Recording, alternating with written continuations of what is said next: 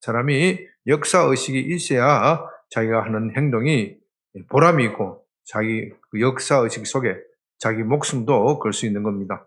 공산주의자들이 왜 그렇게 강한 줄 아세요? 공산주의자들은 역사의식이 강해요.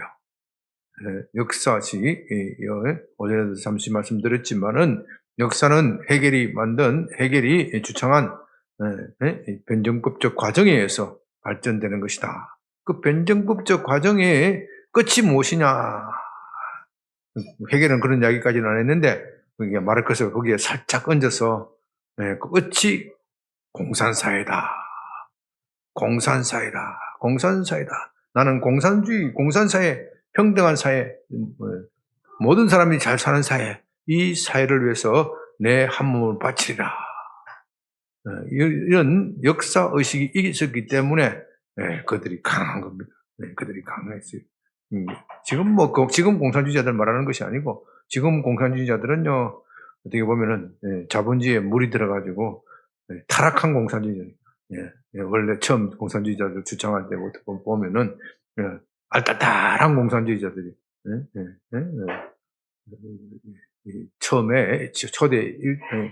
처음에 공산주의를 주창한, 레닌 같은 사람이 역사의식이 아주 투철한 사람이에요. 역사의식. 내게 강철과 같은 신념을 강신 공산주의자 100명을 주면 내가 러시아를 뒤엎어 놓겠다. 레닌이 그렇게 호언장담하고 돌아다녔던 겁니다. 비록 그들이 잘못된 역사의식이긴 하지만은 그 잘못된 역사의식 때문에 얼마나 많은 사람들이 고통을 받고 힘들어합니까? 잘못된 의식이긴 하지만은 역사의식이 투철하다는 건요, 사람이 자기가 뭔가 몸을 바칠 수 있는, 자기 몸을 던질 수 있는 신념이 있다는 걸 말해요. 신념이 있다.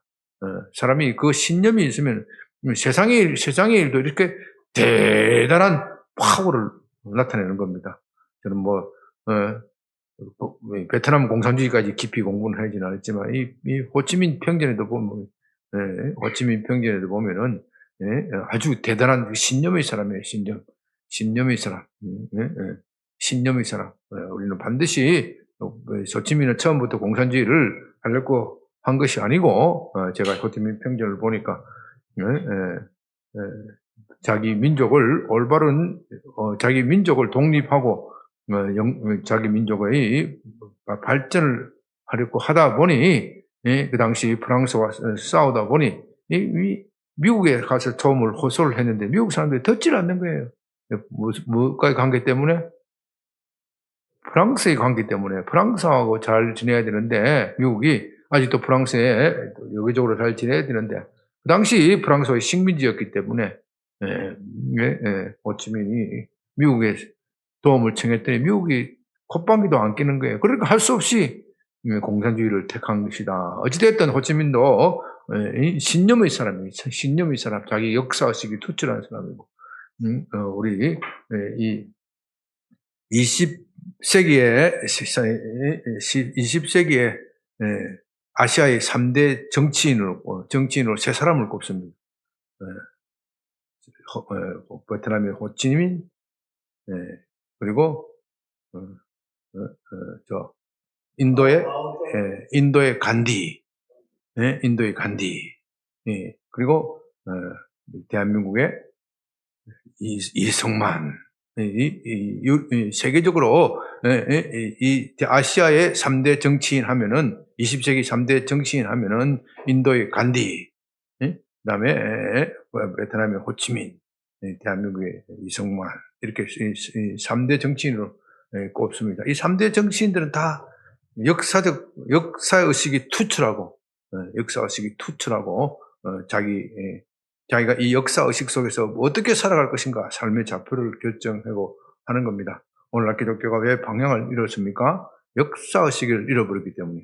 기독교가 역사의식을 잃어버리면 안 돼요, 기독교가. 그래서 이 로마서, 오늘 아침 오전에 강연을 했습니다만은, 로마서 9장, 10장, 11장이 굉장히 중요한 장입니다. 사도 바울은 로마서를 쓰면서 이런 문제까지 다 생각하고 쓴 건 아닌 거예요. 이런 문제를 가지고 생각해서 선거는 아닌 것 같고, 이렇게 구원의 진리를 설명을 하다가 또 구원의 진리를 유대인들에게 설명하다가 보니 결과적으로 그렇게 되었는데, 그것이 하나님의 구원 역사로 세계 역사를 이끌고 가는 것이다. 하나님이 구원 역사를 가지고 세계를 가지고 이끌어가는 것이다. 이것을 우리가 확신해야 돼요. 하나님의 구원 역사. 다시 말해서 오늘 그리스도인들이 왜 힘이 없느냐? 하나님의 구원 역사라는 관점에서 세상을 보지 않기 때문에 그런 거. 그래서 기도하면은 맨날 자기가 잘 먹고 잘 살 거, 내게 복을 내려주셔서 성공할 것, 이런 것만 맨날 구하는 거예요. 물론 하나님이 우리가 기도하면 하나님이 그런 걸 주시죠. 그러나 하나님이 그런 주시는 궁극적인 목적은 하나님께서 인간 사회를 끌고 가시는 목적이 있단 말이에요. 그 목적에 내 삶의 목표를 튜닝해야 돼. 튜닝하지 않으면은, 그 삶의 목적에 튜닝하지 않으면은, 처음에는 저놈이 뭣도 모르니까 들어주시지만은 나중에 하나님도 짜증이 나. 자식은 맨날 지 욕심만 챙기는 인간이에요. 지 욕심만 챙기는 인간. 이 목표가 있으면 나도 목표가 있다 이게. 하나님이 우리 인간의 가까이 목표도 존중해 주시지만 나도 목표가 있는데 니도 내 목표에 대해서 한 번도 관심을 가져본 적이 있느냐 이거예요. 내가 무엇을 원하는지 한 번이라도 관심을 가지고 온 적이 있냐. 너는 맨날 나한테 구하기만 하느냐. 맨날 구하기만 하느냐.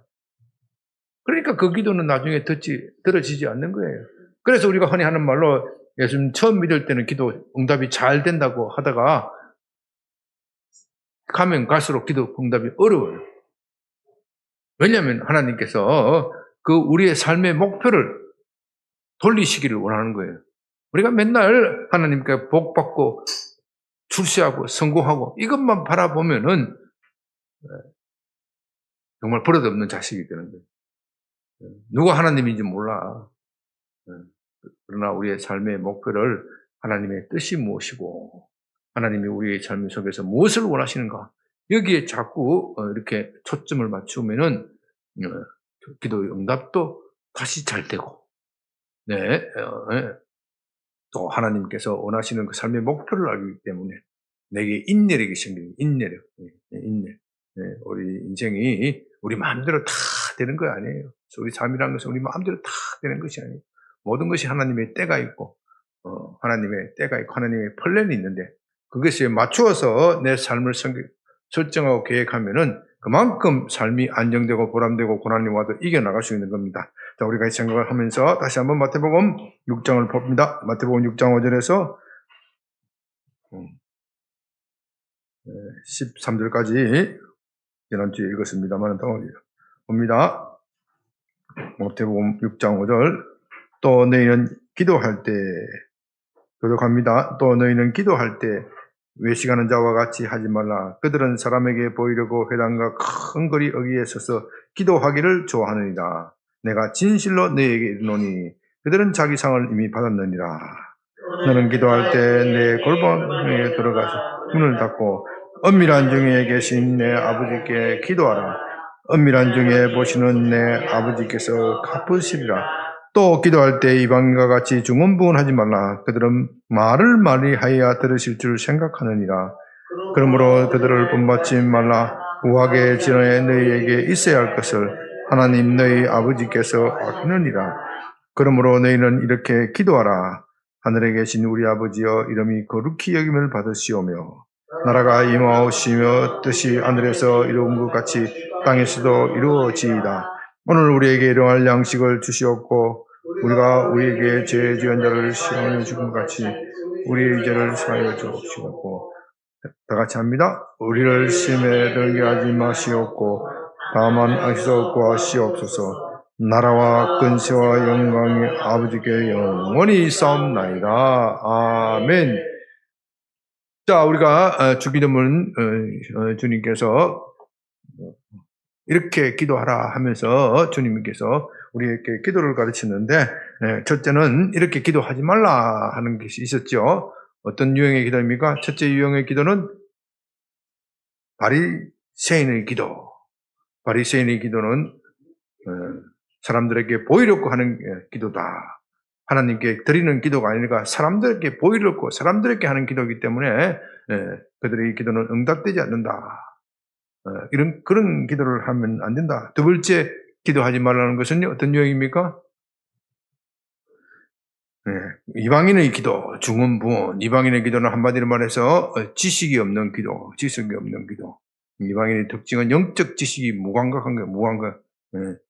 바리새인들은 영적 지식은 있었지만 그 영적 지식을 자기 마음대로 해석해서 왜곡되어 버리고, 이방인은 아예 그런 영적 지식도 없기 때문에 중언부언, 말을 많이 해야, 중언부언의 특징을 말을 많이 해야, 주문을 많이 외워야 기도의 응답이 된다.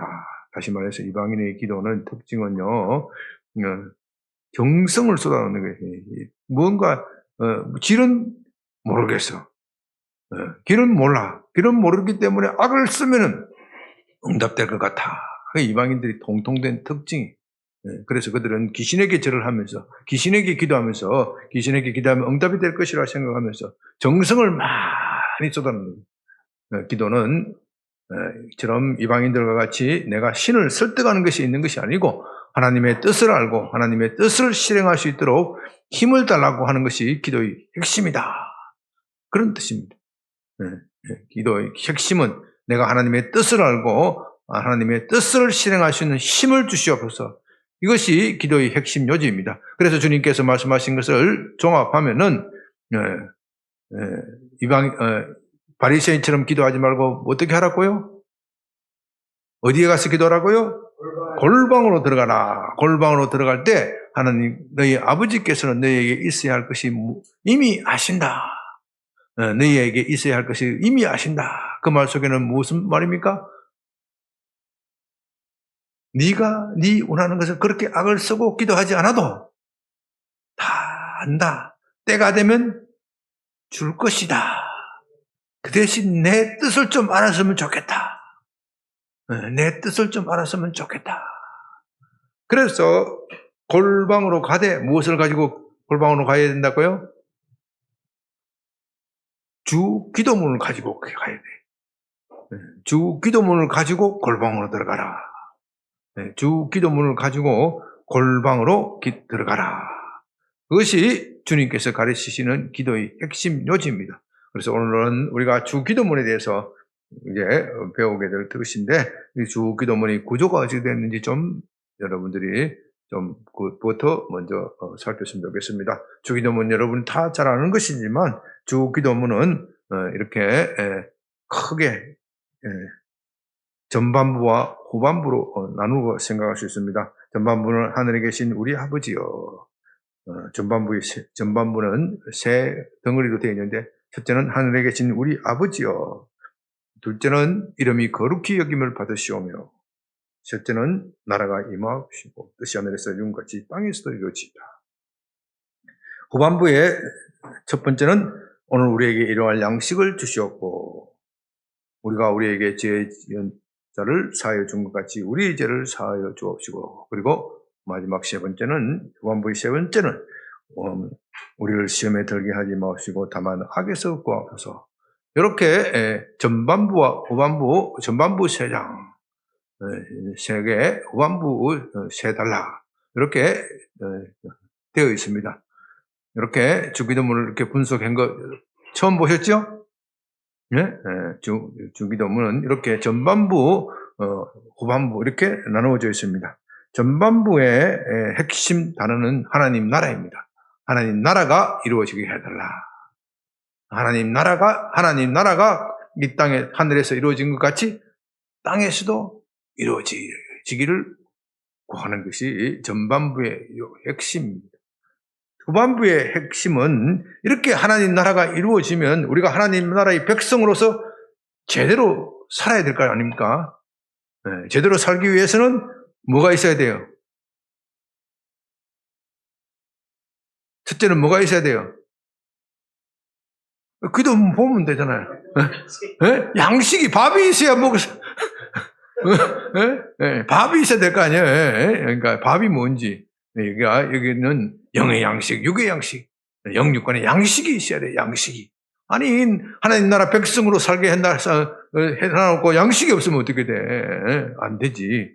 그 다음에, 우리에게 죄 지은 자를 사하여 준 같이 우리 죄를 사하여 주옵시고, 우리가 서로, 죄 짓는 삶을 살면 안 돼. 하나님께 대해서 죄 짓는 삶을 살면 안 돼. 서로 경건한, 서로의 인간관계를 말하는 것이고, 그리고 우리를 시험에 들지 말게 하고 하시옵고 다만 악에서 구하옵소서. 계속적으로 하나님 나라의 백성으로서 어떻게 경건하게 살아갈 것인가. 그래서 후반부는 하나님 나라의 백성의 삶을 말하는 것입니다. 그리고 마지막 성령으로서 나라와 건세와 영광이 아버지께 영원히 있습니다. 그렇게 함으로써 전부 7단락으로 나눌 수 있습니다. 나눌 수 있습니다. 이렇게 표를 보니까 멋있죠? 네? 이렇게 표를 보니까 멋있어요? 이런 표를 자세히 보려면 이렇게 기도하라 책을 사보시면 돼.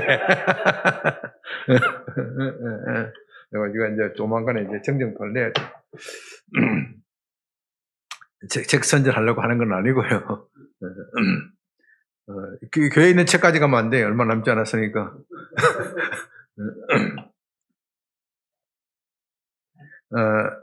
오늘은 하늘에 계신 우리 아버지,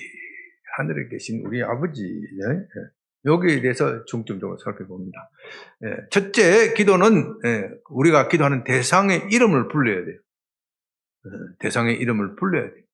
우리도 누군가가 통화를 하고 싶으면 먼저 상대방을 확인하죠. 물론 목소리가 친근하기 때문에 바로 이야기할 수도 있지만은 그래도 격식 있는 대화를 할 때는 저 누구입니다. 누구 어디 있어?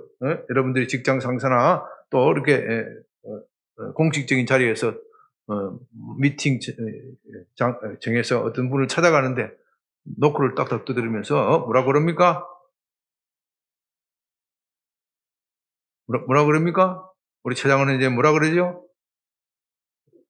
최장원입니다. 최장원 사원입니다. 부르심을 받고 왔습니다. 이렇게 해야지. 그냥 불쑥 들어가가지고 시킬 일이 뭐 있습니까? 이렇게 하면 버리장머리 없는 녀석이다. 이런 소리를 듣는 거예요. 저 누굽니다. 이렇게. 기도도 마찬가지. 하나님, 제가 하나님의 이름을 불러야 돼요. 내가 지금 부터 하는 말은 누구에게 하는 말이라고요? 하나님에게 드리는 말씀입니다. 기도는 첫째는 하나님께 드리는 말씀이에요. 그래서 하나님 아버지라고 부르는 거예요. 여러분들이 이 구절을 볼 때 그 당연한 것이냐 하지 않느냐 이렇게 생각하기 쉬운데 그렇지 않아요. 당연하지 않아요. 이 당연한 것이 잘 안 지켜져요. 세상에서는. 사람들은 누구에게 기도합니까? 이 세상 사람들은 누구에게 기도합니까? 우상에게, 자기가 생각하는 신에게 기도하는 거예요. 자기가 생각하는 신에게 기도하는 거예요. 우상에게 어떤 사람은 돌이나 나무를 보고 신을 형상에 생겨서 거기다가 절을 해요. 비나이다, 비나이다. 천지신명이여, 비나이다, 비나이다. 우리 전래의 어머니들은 물 한 수, 정 한 수 떠놓고 천지신명에게 비나이다, 비나이다. 천지신명이 어디 있는지 몰라. 그냥 비는 거야, 그냥 비는 거야. 비나이다, 비나이다 하는 거야. 그런 것이 아니라 우상에게 기도하는 것이 아니다. 우리는 살아계신 하나님께 기도하는 것이다. 하나님께 살아계신 하나님께. 그러므로 여러분들은 기도할 때 먼저 하나님을 불러야 돼요. 하나님을 불러야 돼요. 하나님 제가 지금부터 기도드립니다. 하나님 저 기도를 들어주시옵기를 바랍니다. 최장훈이 지금 하나님께 왔습니다. 여러분 사람과의 대화 속에도 마찬가지잖아요. 누군가가 전화를 하는데 자기 이름을 대지 않으면은 상대방이 어떻게 알아듣겠습니까? 물론 친한 사이에는 그렇게 이름이 생각할 수도 있고 급하면은 그렇게 흔히 말하는 관등성명, 군대 가면 관등성명이 중요해요. 관등성명. 관등성명이라는 것은 일등병, 심재창 이렇게 딱 해야 돼요. 이렇게 딱딱 하고 딱딱 자기 신분을 자기 신분을 밝히고 탁 일정병, 심지어 사단장님께 영무이서 왔습니다. 이렇게 얘기해야 되는 거예요. 예? 예? 군대에서 딱 그렇게 해야 돼. 예? 군대에서도 그 예절을 지켜야 돼. 예절을 지키지 않고, 좀 지나다고 해서 사단장이 자기 아버지라고 해서 톡톡 두드리고, 아버지 저 와시오. 그러면 돼야 안 돼. 예? 집에서나 가능한 일이지. 군대에서 그렇게 하면은, 옆에 보관들이 있다가 이 자식이 미친놈다 보긴 하고 잡아가야 돼. 천사들이 딱 지키고 보고 있단 말입니다. 여러분, 천사들이 여러분들이 어떤 말투로 쓰는지 딱 지켜보고 있어. 천사들이 기도를 보고 있는 거예요. 이 자식이 말이지 감히 우리 하나님께 버리장머리 없이 와? 이런 기도는 카트야, 카트. 요한계시록에 보면 천사가 기도의 향부를 닮아서 하나님께 올라간다 그랬잖아요. 이 기도가 간동 생명도 안 되는 기도, 도대체 누구한테 보내는 거예요? 이 자식 기도는 누구한테, 누가 뭘 하는 거예요? 카트. 카트가 돼. 기도가 올라가지 않으니까 기도를 할 때는 먼저 하나님의 이름을 불러야 돼. 하나님, 제가 하나님께 왔습니다. 하나님의 아들, 제가 왔습니다. 제가 드리는 기도에 들어주시길 바랍니다. 그런 뜻으로 부르는 거예요. 그런데 우리는 하나님 아버지, 하늘에 계신 우리 아버지, 이렇게 쉽게 말하지만요, 이 말 속에 참 심오한 뜻이 있습니다. 하나님이 어디 계신다고 그랬어요? 네? 하나님이 지금, 하늘에 계신 우리 아버지, 그 말 속에서, 하나님은 지금 어디 계세요? 어디요? 좀 크게 대답해봐요. 어디? 하늘. 하늘이 어디요? 여기부터 딱 막히는 거예요. 네? 하늘이. 여기부터 딱 막히는 거예요. 하늘이, 첫 번째 하늘이, 세 번째 하늘이 어디 있는 거예요? 참 깝깝해. 여기부터 딱 막히는 거야. 이 영적인 지식이 우리가 얼마나 부족한 거예요. 도대체 하나님께 기도한다는데 도대체 하나님은 어디 계시는지, 어디 계시는 거예요? 어디 계시는 거? 우리는 하늘을 하면 벌써 어디를 쳐다보는 거예요? 저 스카이를 쳐다봐요. 스카이 쳐다봐요. 그래서 소련의 우주 비행사가 소련에서 제일 먼저 우주 밖으로 미국보다도 더 먼저 우주선을 또 올렸어. 소련의 비행사가 우주여행을 타고 보더니 내가 아무리 하늘을 뒤져봐도 거기 하나님이 계실 만한 곳은 없더라. 그렇게 말해요. 우주에는 뭐가 있습니까? 우주에는 뭐가 있어요? 공기가 있습니까? 나무가 있습니까? 숲이 있습니까? 컴컴하고 어둡고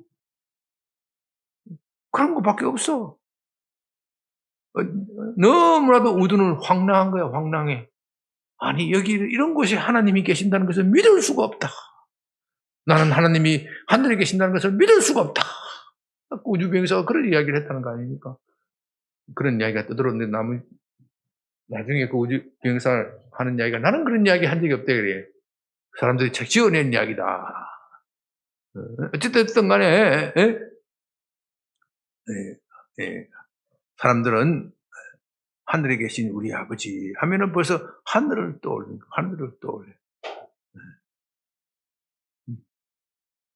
하나님은 어디 계십니까?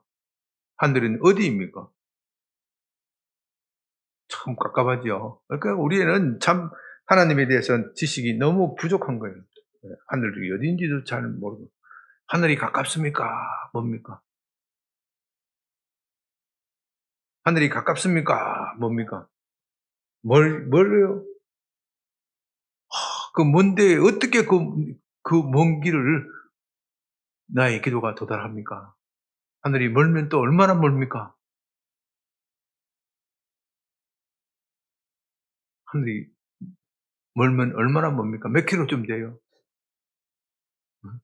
몇 킬로쯤 돼요? 그 먼 곳에 있는 하나님과 어떻게 우리가 교신을 할 수 있습니까? 이게 참 벌써 깜깜하게 막히는 거예요. 막히는. 하늘은 멀기도 하고 가깝기도 해요. 가깝기도 해요. 하늘은 성경에서 하늘은 뭐라고 말하는지 정확하게 정의를 내리지 않는데,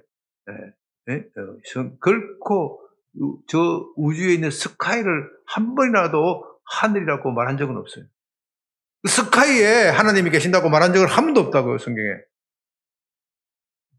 성경에 하나님이 계신 것이 어떤 곳이라는 것에 정의를 내리지는 않아요. 왜냐하면 그걸 알려줘봐야 인간이 알 턱이 없지.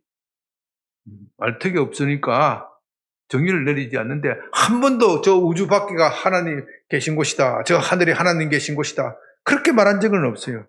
단지 성경에는 저 하늘은 하나님의 영광을 선포하고, 그것이 하나님의 보좌다, 이렇게 비유적으로 말하지만은, 그 성경에 하나님이 저 하늘이 하나님이 계신다, 그렇게 말한 적은 없어요. 오히려 그 성경은 뭐라고 말합니까? 온 만물 속에 하나님이 충만하지 않느냐. 온 만물 속에 하나님이 충만하지 않느냐. 하나님이 온 만물 속에 계신다. 온 만물 속에 계신다. 그러므로 온 만물 속이라는 것은 이 양변교회도 포함되는 거예요, 안 되는 거예요? 포함되는 거예요. 네. 그러니까 이 바로 내 앞에, 내 눈앞에 보고 계시는데 나는 그걸 보지 못한단 말입니다. 그러니까 하늘은 멀기도 하고 가까운 거예요. 가깝기도 한 거예요. 하늘은 멀기도 하고 가깝기도 한 거예요. 기도의 요체는 그 하늘에 계신 하나님, 그 하나님께 내 기도가 꼬린이 돼야 돼. 내 꼬린이 돼야 돼. 그 꼬린이 안 되면 소용이 없어. 구약에서 이스라엘 백성들은 하나님이 어디에 계신다고 생각했어요? 네? 하나님은 어디 계신다고 생각했어요? 성전 어디? 성소 가운데 지성소, 지성소 가운데 하나님이 내가 거기에 있겠다, 그렇게 말씀하셨어요. 하나님은 온 만유 가운데, 만물 가운데 충만하시지만 특별히 성전 가운데 지성소 거기에 계시겠다, 그렇게 말해요. 그것을 받아서 솔로몬은 성전을 지으면서 뭐라고 말을 하느냐면요, 이 온 만물에 충만하신 하나님께서 어떻게 이 조그만한 성전에 계실 수 있습니까? 너무나도 황공스러운 것이지. 너무나도 황공스러운 거예요. 그래서 하나님께서는 이 성소에 계시겠다, 그렇게 약속하시고 내가 거기서 너희를 만나겠다. 구약에서는 하나님을 만나는 장소가 정해져 있어요. 특별하게 정해져 있어요. 특별하게 정해져 있어요. 그래서 구약의 성도들은 늘 성전에 와서 기도를 하는 겁니다. 물론 자기 집에서도 기도하겠지만은 자기 집에서 기도할 때 무엇을 생각하면서 기도해요? 무엇을 향해서 기도해요? 성전을 향해서 기도하는 거예요. 그래서 여러분들이 다윗의 기도를 보면요, 다윗이 쫓겨가면서 내가 언제 다시 한번 그 성소에 갈 수 있을까? 그 성소가 너무나도 그립다. 그 성전에서 드리던 예배가 너무나도 그립다. 왜? 성전에 가야 하나님을 만날 수 있으니까. 내가 어디서 가서 살아계신 하나님을 배울고, 그런 다윗의 시편의 기도가 많이 나옵니다. 성전에서 곧 하나님을 만나기 때문에. 성전에서 하나님을 만나기 때문에.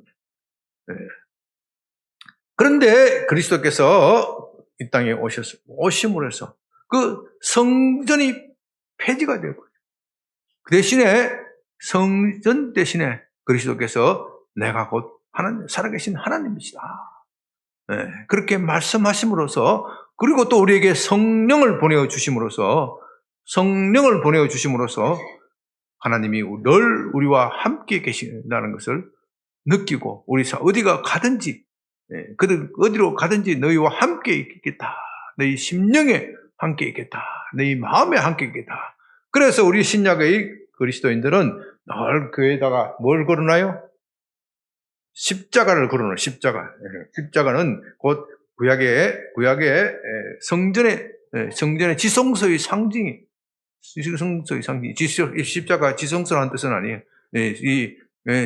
신약에 와서는 이제 하나님의 만나는 장소는 이런 물리적인 장소가 아니라 우리의 심령 깊은 곳으로 이렇게 다시 재해석이 되는 거예요. 그렇게 주님께서 말씀해 주셨어요. 우리가 우리 마음속에 심령 깊은 곳에서 주님을 만나는 것이다. 그러므로 하늘이 어디예요? 우리 심령이 하늘이에요. 우리 심령이 하늘이에요. 그리고 이것을 동양적 신비주의를 이해하면 안 돼요. 동양적 신비주의는요, 이 우주의 만물의 삼라만상의 법칙이 있고, 이 삼라만상의 법칙이 있고, 그 삼라만상의 법칙을 발견하려면은 다 삼라만상을 달통해야 되죠. 근데 삼라만상을 달통하기에는 너무나도 인간의 시간과 수명과 지식과 이런 것들이 부족하기 때문에 자기 내면을 살피는 거예요. 왜 인간은 소우주예요. 인간은 소우주. 대우주가 있고 소우주가 있어요. 이 삼라만상은 대우주고 소우주, 내 자신을 잘 관찰하면 세상이 보인다. 도를 닦는 거예요. 그게 세상 도를 닦는 거예요. 불교도 마찬가지고 모든 종교는 내 속에 소우주가 있다. 소우주. 즉 대우주를 나가서 연구하고 발견하려면 너무나도 힘들고 시간도 많이 걸리고 그러기에는 너무나도 지식이 부족하니까 내 소우주는 내가 갖고 있는 것이니까 내 속에 무엇이 있는 것이 잘 들여다보면 이 대우주와 소우주가 통하는 것이다. 동양사상은 그런 거예요. 동양사상은 그렇기 때문에 늘 명상하고 묵상하고 석가가 왜 명상하고 묵상했습니까? 자기 안에 있는 소우주를 발견하기 위해서. 불교인들이 늘 왜 그렇게 하는 겁니까? 지금도 참선하고 있는 불교인들을 보면은 뭐 백면 수행을 한다 그러죠. 뭐 1년 하는 사람도 있고 뭐 2년 한다는 거 3년 하는 사람도 있고 10년 하면 대단하다. 뭐 그걸 한평생 했다 그러면 대단하다. 그래서 불교인들은 뭘 잘 그려놔요? 달마, 선사. 달마가 7년 동안 면벽하고 수련을 했다 그러잖아요. 자기 면벽하고 저 사람 왜 면벽하고 수련을 하느냐? 우주를 알기 위해서 그런 거예요. 자기 속에 우주가 있으니까. 이해가 되세요? 우리 기독교는 그것이 아니고 우리 심령에 그렇게 대우주와 소우주를 그렇게 결합시키고 합치고 그렇게 하는 게 아니야.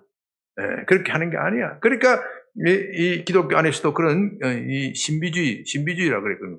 신비주의적 전통, 신비주의 전통의 핵심은 범신론에 있어. 범신론. 모든 신비주의 전통의 핵심은 범신론이라는 게 있는데 이 범신론이 아니야.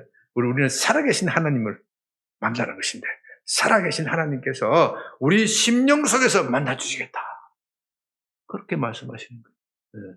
우리가 우리 심령을 잘 연구해서 우주의 법칙을 발견하는 것이 아니고 우리의 심령을, 우리의 마음을 진실한 마음으로 닦아서 진실하고 순결한 마음으로 닦아서 살아계신 하나님을 만나는 것이 하나님을 만나.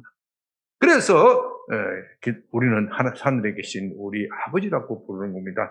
여기서 하늘에 계신 우리 아버지, 여기 아버지라는 단어가 참으로 중요해요. 이 단어가 없으면은 우리는 하나님을 만날 수가 없는 거예요. 아버지라는 단어가 없으면 우리는 결코 하나님을 만날 수가 없어. 아버지는 참 편하신 분이잖아요. 아무리 세상에서 높은 지위를 가지고 있다 하더라도 아버지가 아들이 불쑥 찾아오면 어떻게 만나줘야 돼요? 말아야 돼요? 만나줘야 돼요? 말아야 돼요? 아버지가 아무리 급한 일이 있어도 아들이 불쑥 찾아오면 할 수 없어. 만사책기 놓고 아들 일부터 들어줘야 돼. 그게 아버지야. 이 아버지란 말 속에는 그런 것이 포함되어 있어요. 하나님은 우리 아버지가 되신다. 이 기도 가운데 구약에도 하나님을 아버지라고 부르는 이런 전혀 없는 건 아니지만은 구약 백성들은 하나님을 아버지라고 감히 부르실 생각을 하지 못해요. 감히 어떻게 지엄하신 하나님을 아버지라고 부를 수 있느냐? 그건 하나님을 불경하게 하는 것이다. 그래서 유대인들이 예수님을 죽이려고 한 이유 중에서도 뭐예요? 저가 하나님을 뭐라 부른다? 아버지라고 부른다. 어떻게 육체의 인간이 어떻게 지엄하신 하나님을 아버지라고 부르느냐? 예수님은 하나님을 아버지라고 부르는 것이 부르셨을 뿐만 아니라 우리에게도 하나님을 우리의 아버지라고 불러라. 그래서 부활하신 예수님은 마리아에게 뭐라고 합니까? 내 하나님, 너의 하나님, 내 아버지, 너의 아버지. 내 하나님, 내 하나님, 예수님의 하나님은 너의 하나님도 된다. 우리의 하나님도 된다.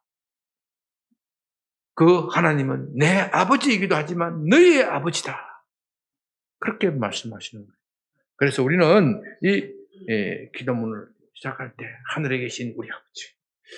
그때는요, 제가 기도할 때 참 여러 가지 기도 제목을 가지고 기도하지만은요, 이 하늘에 계신 우리 아버지, 이것만 깊이 묵상해도요, 마음이 확 떨려. 세상에 고민스러운 거 다 해결되는 거 느낌을 가지고. 야, 하늘에 계신 우리 아버지. 하늘이라는 것이 또 다른 개념은 통치권의 통치의 개념이 있거든요. 통치, 하늘에는. 하나님이 하늘에 계신다 하는 것은 하나님이 세상 만사를 다스리신다. 그런 의미가 포함되어 있어요. 세상 만사를 모든 것을 창조하시고 모든 것을 다스리시고 계시고 모든 것을 유지하고 계시고 우리의 생사화복을 다 알고 계시고 그것을 결정하시는 분이 하나님이시다. 그런 의미가 포함되어 있어요. 모든 것을 아시고 모든 것을 다스리는 그 하나님이 내 아버지가 되신다. 얼마나 영광스럽고 황홀한 겁니까? 그러니까 다른 기도 제목을 하려고 막 기도의 문을 여는데 이 하나님이 하늘에 계신 우리 아버지 요것만 깊이 묵상했어요. 아이고 아버지인데 뭐 다 아실 건데 뭐 아버지 내가 뭐 목록만 말씀해드리고 갈게요. 그러면 되는 거 아니에요. 여러분 목록을 아무리 길게 늘어놔도요 문을 안 열어주면 소용이 없어. 여러분 기도 제목을 아무리 길게 목록이 많아도요 그 기도 하나님이 기도 천사들이 기도의 방을 지키고 있는 천사들이 문을 안 열어주면은 내 목록 아무리 올라가도 소용이 없어. 그 문전 박대야, 문전 박대. 그런데 아들이 찾아왔다는데 지가 감히 어떻게 수문장이 천사 하늘을 지키고 있는 수문장이 거절을 할 수 있겠냐 이 말이에요. 아무리 대통령 비서실장이라도 자식이 급해서 왔다 그러면 어떻게 통과해요? 통과. 통과. 그러니까 이 기도의 문을 여는 거 이것이 참으로 중요한 거예요. 기도의 문을 여는 거. 내가 막 악을 쓰고 지금 기도의 목록을 적고 뭐를 적고 뭐 그런 것도 다 필요 없다는 것은 아니지만은 제일 중요한 것은 기도의 문을 여는 거예요. 그런 것들은 다 어떻게 보면 기도의 문을 여는 작업이 불과한 거예요. 기도의 문을 작업. 우리 하나님께서 내 기도를 한 번만 들으시기만 하면은 끝장이지. 끝장이지. 한 번만 들으시기만 하면 끝장이지. 기도의 문을 여는 거예요. 다른 모든 작업은 기도의 시간도 중요하고 기도의 들어가는 정성도 중요하고 노력도 중요해. 이 모든 것은 기도의 문을 여는 것이 불과한 거예요. 기도의 문이 안 열리니까 그렇게 답답하고 힘들고 어려운 거예요. 그러나 우리가요 정말로 진실된 마음으로 하늘에 계신 우리 아버지 이것만 깊이 문을 묵상해도 기도의 문은 열리는 겁니다. 아멘. 네, 여러분, 마지막으로 참 저는 좀 미국 액션 영화를 좀 좋아하잖아요. 액션 영화에 보면 미국 영화에 보면은요, 해리슨 포드 저하고 좀 닮았잖아요. 안 닮았어요? 해리슨 포드가 좀 미남이죠. 미남이죠. 이거 해리슨 포드가 나오는 영화 중에 에어포스 1이라는 영화가 있어요. 여러분 보셨는지 모르지만은요, 미국 대통령이 타는 비행기가 에어포스예요. 에어포스 1. 에어포스는 뭐예요? 미 공군 1호기 에어포스. 미 공군 1호기가 미국 대통령의 그 비행기 공식적인 명칭이 에어포스 1이래요.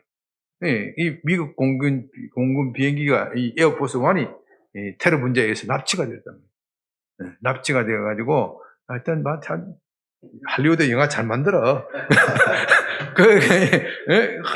탈출할 수 있는데 탈출 안 해. 해리슨 포드가 탈출 안 하고 그때 테러범들을 다 때려 눕히는 거예요. 그 사이에 에어포스 1은 완전히 그냥 너덜너덜 해가지고 이제 폭발 폭발 직경에 이제 해리슨 포드가 참 이제 영웅같게 이제 비행기를 쫙 옮겨 타는 거예요. 이 미국 전투기가 쫙 날라와가지고 탁 옮겨 탁 타는데 옮겨 탁 탈 때 타자마자 성문이 뭐라 그럽니까? 탁 카카 에어포스에 완해 탑승하신 것을 환영합니다 이렇게 에어포스 완해. 에어포스 완해는 이미 없어졌는데 미 대통령이 딱 그 비행기에 딱 탑승하자 뭐가 되어서 그 비행기가 에어포스 완이 된 거예요. 에어포스 완이 된 거예요. 여러분 하늘을 그렇게 이해하시면 되는 거예요. 하나님이 계신 곳이 하늘이야. 하나님이 계신 곳이 하늘이야. 이 양변교회에 하나님이 계시면 이 양변교회가 하늘이 되는 것이고 여러분의 마음속에 하나님이 계시면 그것이 하늘이 되는 것이지 하늘에 하나님이 계신 것을 만나기 위해서 저 높은 곳에 올라갈 필요가 없다는 거예요. 이것이 우리에게 참 좋은 교훈이 됩니다. 사랑하는 여러분, 오늘 기도할 때 여러분의 마음을 하나님의 뜻에 일치해서 제일 중요한 것은 내 마음의 생각과 뜻을 하나님의 뜻과 일치하는 겁니다. 내가 주의 일을 한다고 하지만 자기 생각과 자기의 계획으로 플랜을 가지고 일을 하면 안 돼요. 하나님은 우리 몸에 맞는, 우리 체질에 맞는, 우리 신앙의 수준에 맞는 우리를 향한 생각과 계획이 있는데 그것에 맞춰야 돼요. 그것에 맞추지 않고 괜히 자기 고집만 씌우면은 나중에 결국은 자기만 힘들어진다. 그렇기 때문에 주님 오늘 오전 말씀과 오후 말씀을 통하여 제게 역사의식을 주시옵소서. 하나님은 인간 세상을 구원 계획의 첨예에 따라서 움직여 간다고 하는데 나도 그 하나님의 일으키시는 역사의 파동을 타게 하여 주시옵소서. 역사의 파동을 타야 돼. 하나님의 역사의 파동을 타야 돼. 그냥 하면은 내 인생만 괴로운 거예요. 여러분 거대한 파도가 올 때 이 서핑하는 거 봤어요? 서핑을 즐기는 사람은 뭘 잘 타요? 파도 타기를 잘해야 서핑을 즐기는 것이지 파도 타기를 잘못하면 어떻게 돼? 물에 빠져서 개고생하는 거예요. 서핑을 보면 얼마나 멋있어. 아이고 나도 젊었으면 시드니에 가서 보니까 말이에요. 내가 40대 50대쯤 돼서 가지고 보니까 아이고 얼마나 젊은 애들이 서핑하는 거 멋있는지 몰라. 아이고 나도 10년만 젊었으면 나도 서핑을 할 건데 얼마나 멋있는 거예요. 인생이요 우리 그리스도인도요 신앙생활을 하나님이 일으키는 파장을 물결을 타야 돼. 물결을 타지 않고 그냥 지 힘으로 가다가 꼬라쳐박고 개고생하는 그리스도인들이 얼마나 많아요. 오늘 우리가 기도할 때 하나님 내가 내 마음을 달리해서 하나님의 뜻을 내가 알게 하여 주시옵소서.